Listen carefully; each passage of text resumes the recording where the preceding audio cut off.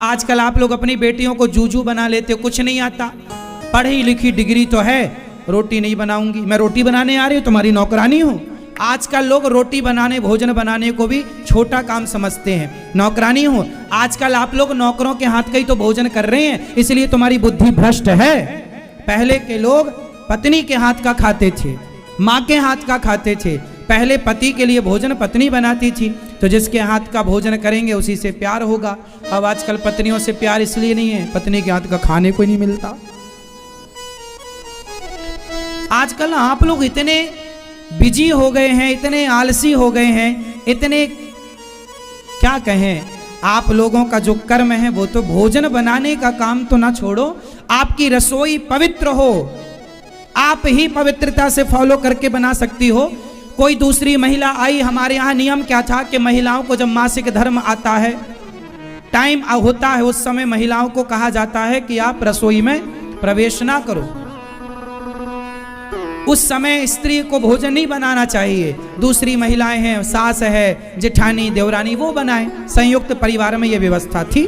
अब आप कहेंगे आज तो संयुक्त परिवार नहीं, चलो संयुक्त नहीं है तो 4 दिन के लिए कोई बात नहीं, आप फल खा लो, या ठीक है आप घर में अब कोई व्यवस्था नहीं है तो बनाना ही पड़ता है, और आप महिलाएं बनाती ही हैं, तो चलो आप तो ठीक हो, पर जिससे आप भोजन बना रहे हो वो भी टाइम पर है और आप भोजन कर रहे हैं, उसी समय का भोजन आप भगवान को भोग लगा रहे हैं। जैसा खाए अन्न वैसा रहे मन, भोजन पानी तो शुद्ध रखो। आज की बुद्धि क्यों बिगड़ गई? जैसी राखे शुद्धि वैसी बने बुद्धि, जैसा खाए अन्न वैसा रहे मन। तो आप लोगों का ना अन्न अच्छा है ना शुद्धि अच्छी है। कोई भी आपकी रसोई में घुस जाता है, आपकी पड़ोसन आती है आपकी रसोई में घुस जाती है, देख लेती है तुमने क्या बनाया, छू लेती है सब, भले वो 17 जगह से घूम के आई हो पर आपकी रोटी छू लेगी वो। इसलिए खान पान शुद्ध रखो। पहले के लोग छुआछूत का भाव नहीं है, लेकिन मेरा भी अधिकार नहीं है कि मैं आपकी रसोई में घुस जाऊं। क्यों घुसूं? इसलिए आप अपने धर्म का पालन, जितना पवित्र खान पान रखोगे उतनी पवित्र बुद्धि रहेगी। जितना खान पान बिगड़ेगा, क्योंकि अन्न से ही मन का निर्माण होता है, जैसा अन्न जाएगा वैसे ही तो विचार आएंगे, वैसे ही तो बुद्धि आएगी। भीष्म पितामह जब बाणों की सैया पर लेटे तो द्रौपदी ने पूछा, पितामह ने कहा, पांडवों को उपदेश दिया बुरा मत करना किसी के साथ। द्रौपदी ने कहा, जब मेरी साड़ी खिंच रही थी तब आप कहां थे? पितामह ने कहा, मैंने दुष्ट दुर्योधन का अन्न खाया था। यह महाभारत में लिखा है। पितामह ने कहा, द्रौपदी मैंने दुष्ट दुर्योधन का अन्न खाया, इसलिए मेरी बुद्धि दूषित हो गई, और अब बाणों की सैया पर लेटने से एक एक बूंद रक्त जमीन पर गिर जाने से मेरी बुद्धि पवित्र हो गई है। इसके कारण आज मैं तेरे पतियों को उपदेश कर रहा हूं कि बुरा मत करना, बुरा मत देखना। द्रौपदी ने ऑब्जेक्शन लिया कि बुरा, मेरी साड़ी खिंच रही थी तब आपने क्यों नहीं रोका? पितामह ने कहा, मैंने दुष्ट दुर्योधन का अन्न खाया था, इसलिए मेरी बुद्धि भी दुर्योधन जैसी हो गई थी। तो पितामह पर खाने का प्रभाव पड़ सकता है, दुष्ट आदमी के अन्न का तो आप पर भी प्रभाव पड़ सकता है, पड़ता है, आप मानो मत मानो। इसलिए सात्विक लोग किसी के हाथ का छुआ नहीं खाते, हम अपना बनाएंगे खाएंगे सात्विक, क्योंकि हमारा बुद्धि का काम है, और बुद्धि यदि बिगड़ी तो अन्न से ही बिगड़ेगी। आज जिनकी बुद्धि बिगड़ी पड़ी है, तुम गलत खाते हो इसलिए भ्रष्ट है। कुछ भी खाते हो, कहीं भी खाते हो, तुम्हें खाने पीने का कोई ज्ञान नहीं है, बिना भोग लगाए खाते हो। अरे बनाओ, माताएं अच्छे से बनाया करो। पहले की माताएं बढ़िया पवित्र भाव से भोजन बनाती थी, भोजन बनाती थी भगवान के लिए बनाती थी, बनाने के बाद भोग लगता था, बच्चे खाते थे, वो भोजन अच्छा था, पवित्र था, मेहनत की कमाई का था। आजकल तो माताएं चप्पल पहन के भोजन बनाती हैं। चप्पल पहन के क्यों? रसोई में कांटे लग रहे हैं, चप्पल पहनने। अब आप कहोगे महाराज जी चप्पल से क्या प्रॉब्लम हो गई आपको? ना, हमें नहीं है। आप देखो ना, आप चप्पल पहन के करंट को, फेस के तार को पकड़ लो, आपको करंट नहीं लगेगा। सही है या गलत है? आप फेस के तार को चप्पल पहनकर पकड़ लो, आपको करंट नहीं लगेगा। क्यों जी लगेगा? जब तक अर्थ नहीं मिलेगा, और अर्थ जमीन से आप नंगे पांव तार पकड़ लो, करंट लग जाएगा, और आप चप्पल पहन के पकड़ो, करंट नहीं लगे। ये बात सही है कि गलत है? हाँ या ना बोलो पहले। सही है। इसका मतलब आप मानते हैं कि अर्थ तो प्राप्त हो रहा है जमीन से। अर्थ का मतलब है पॉजिटिविटी। जब आप फेस का तार पकड़ते हैं तो अपने आप आपको अर्थ जमीन से मिल जाता है, आप करंट लग जाता है आपको। मतलब जमीन से एक पॉजिटिविटी 24 घंटे आपको प्राप्त हो रही है, एक एनर्जी मिल रही है, मान रहे हो ना? तो जब भोजन आप बनाते हो तो वो पावर, वो पॉजिटिविटी जमीन की आपके शरीर के द्वारा भोजन में प्रवेश करती है। जब माता बनाती है, आप चप्पल पहन लेते हो तो वो पॉजिटिविटी कट हो जाती है। इसलिए साइंस के आधार पर मैं बात कर रहा हूं। चप्पल पहनकर भोजन नहीं बनाना। हाँ, कुछ बिछा लो, कुछ बिछा लो नीचे, तुम्हें ठंडा है लग रहा, बिछाओ, चप्पल नहीं। भोजन भगवान के लिए बनना चाहिए। दाल चावल सब्जी रोटी खीर पूड़ी बने, पहले भोग लगे, फिर भगवान का प्रसाद बच्चे पाए। अब आजकल आप लोगों को भोग लगता नहीं, रसोई में बैठ के, रसोई में ही खड़े होके आप लोग वहीं बच्चे सब खा जूठा कर लेते हैं। भक्षा भक्ष है, इसलिए बुद्धि भ्रष्ट। आप लोगों के आना शुद्धि है, जैसी राखे शुद्धि वैसी बने। जोर से, बुद्धि शुद्धि। क्या आप लघु शंका जाते हो तो क्या करते हो शुद्धि के लिए? आपसे सवाल, आप क्या करते हैं? लघु शंका जाओ तो 4 कुल्ला करो, लघु शंका जाओ तो 4 कुल्ला करो, हाथ और पांव धो लो, तब जाकर लघु शंका के बाद शुद्धि होती है। शौच करने के बाद आप क्या करते हैं?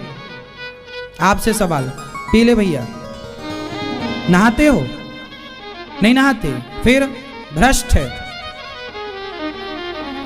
शौच के बाद आपको नहाना ही चाहिए, कोई ऑप्शन नहीं। आप अर्ध स्नान करो, आधा नहाओ, कपड़े उतार लो, कपड़े गीले कर लो या कपड़े उतार के जाओ, और नाभि तक तो गीला करो पूरी बॉडी को, कपड़े चेंज करो। जो आप उतार के जाओ तो अच्छा है, पहन के गए हो शौच करने तो पूरे कपड़े गीले करो। जितनी बार शौच करने जाओ, 2 बार 3 बार, उतनी बार, एक बार पूरा नहा लिया तो दूसरी बार अर्ध स्नान तो होना चाहिए शुद्धि के लिए। आजकल कौन करता है? शौच करने के बाद बहुत लोग करते हैं, उनको प्रणाम। जो नहीं करते, बहुत लोग शौच करते हैं और नहाते नहीं है। आजकल ठंडी आ गई, नौजवान बच्चा बच्ची तो तुम्हारे 4-4 दिन नहीं नहाते।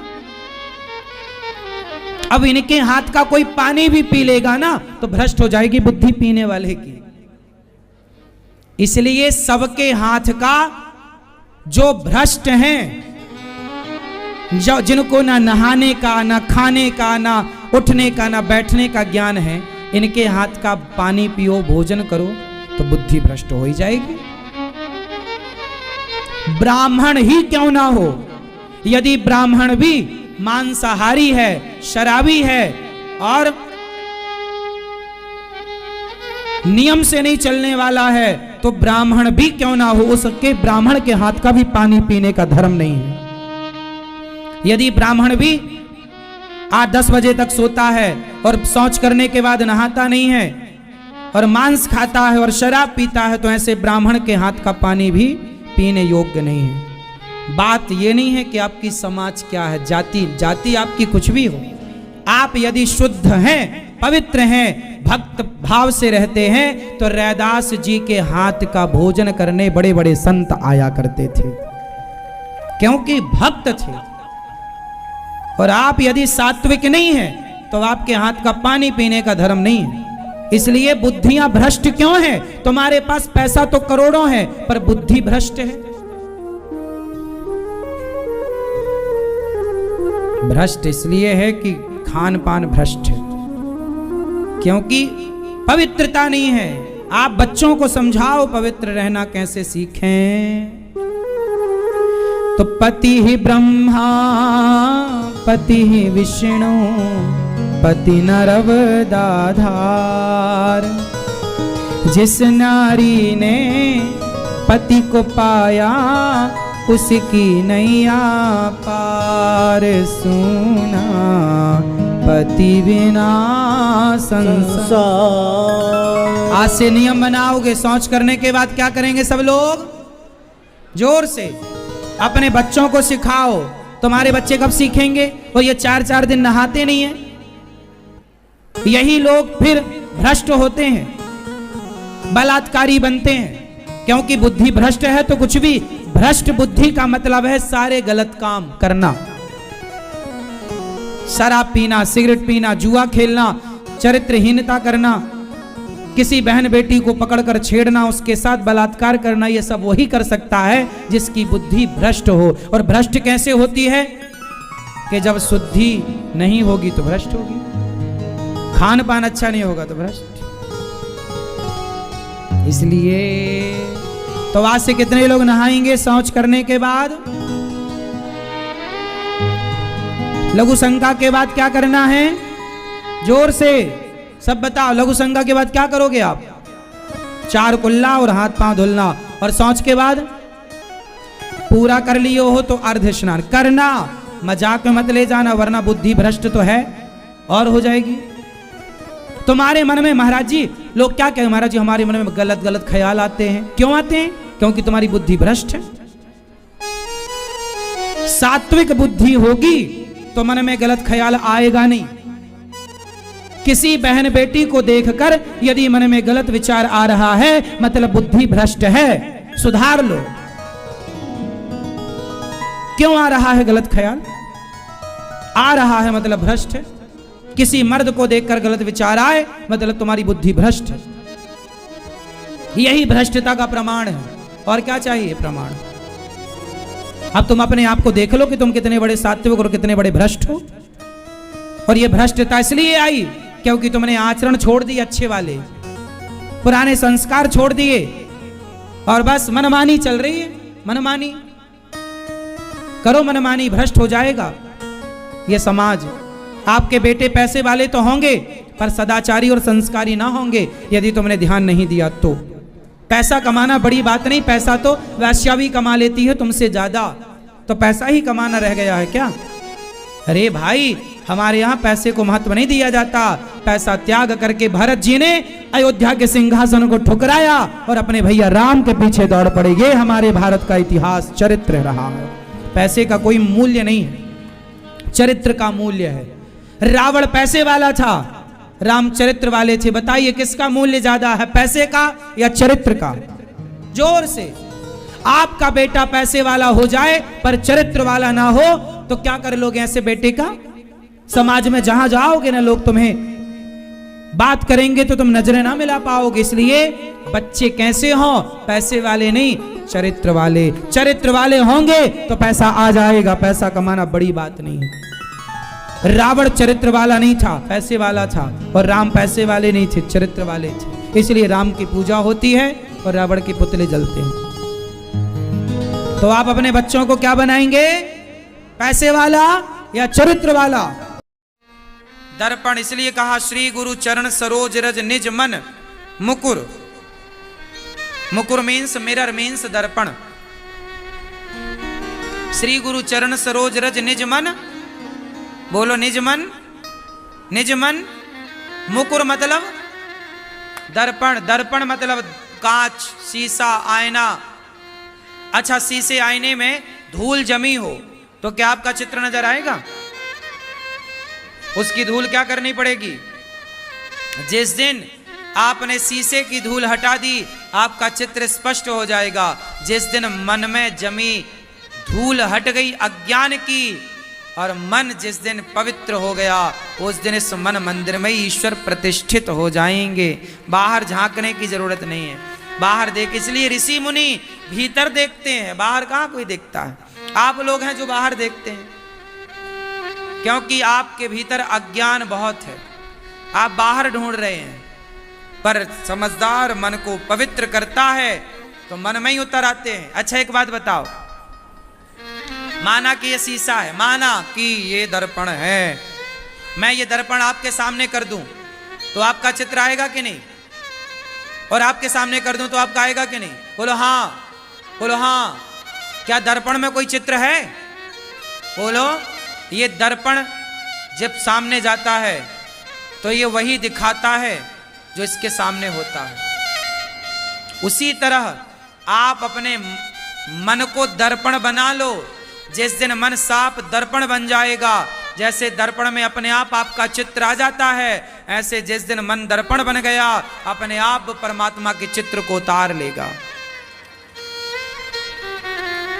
भगवान दिख क्यों नहीं रहे हैं? तुम बाहर कितना भी देख लो, इन आंखों से क्या देखोगे? इन आंखों से कोरोना के बैक्टीरिया ना दिखे, तुम्हें भगवान दिख जाएंगे? पागलों की तरह बातें करते हो। इन आंखों से तुम्हें दही के बैक्टीरिया तो नजर आते नहीं है, इन आंखों से तुम्हें हाथ के बैक्टीरिया तो नजर आते नहीं है। इन आंखों से भगवान नजर आएगा? पागलों की तरह लोग दौड़ रहे हैं, पता ही नहीं है भगवान कहां है। अरे भगवान को देखने के लिए मन की आंखें चाहिए। मन की आंखें खोल तो ये पिया मिलेंगे, घूंघट के पट खोल तो ये। बोलो क्या है ये घूंघट के पट खोल तो है? इसलिए कहता हूं, है ना, घूंघट के पट खोल तो है पिया मिलेंगे। आपको क्या बताएं मैया, आप समझती ही नहीं हो। घट घट रमता राम रमैया, घट घट रमता राम रमैया, कटुक बचन मत बोल तोए पिया मिलेंगे। कटुक बचन मत, लेकिन तुम तो कटु बोलना है और सोच रहे भगवान नहीं मिला। कटुक बचन बोलोगे तो काहे भगवान मिलेंगे? कटुक बचन मत बोल तो है पिया मिलेंगे। रंग महल में दीप बरत है, रंग महल में दीप बरत, बरत मतलब जल रहा है। रंग महल में दीप बरत है, आसन से मत डोल तो ये पिया मिलेंगे। क्या मतलब हुआ? चलो इस लाइन का अर्थ आप करो।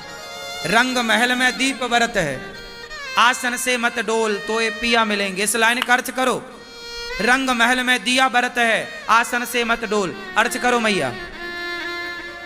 नहीं हो रहा है? अर्थ करो चश्मा वाली मैया। अरे मन में कहां दीप जलाओगी अभी। रंग महल में दीप जलत है, मतलब है कि सामने तुम्हारे कोई नंगा नाचे, सामने तुम्हारे कोई कैसे नाचे, लड़की नाचे, लड़का नाचे, जवान नाचे, बूढ़ा नाचे। आसन से मत डोल, कोई तुम्हारे सामने नंगा नाचे, फिर भी तुम्हारा मन उस तरफ ना जाए, ऐसा हो मन, तब तो ये पिया मिलेंगे। रंग महल में नाच रही है नाचने वाली, दीप जलत वहां। रंग महल मतलब राजाओं के यहाँ कोई नाच रहा, नचनिया नाच रही है। लोग आजकल तो बूढ़े बूढ़े भी लोग नचनिया नाचने आए तो भीड़ लग जाती है। बूढ़े बूढ़े पैसे के नोट दबाते मुंह में ले ले।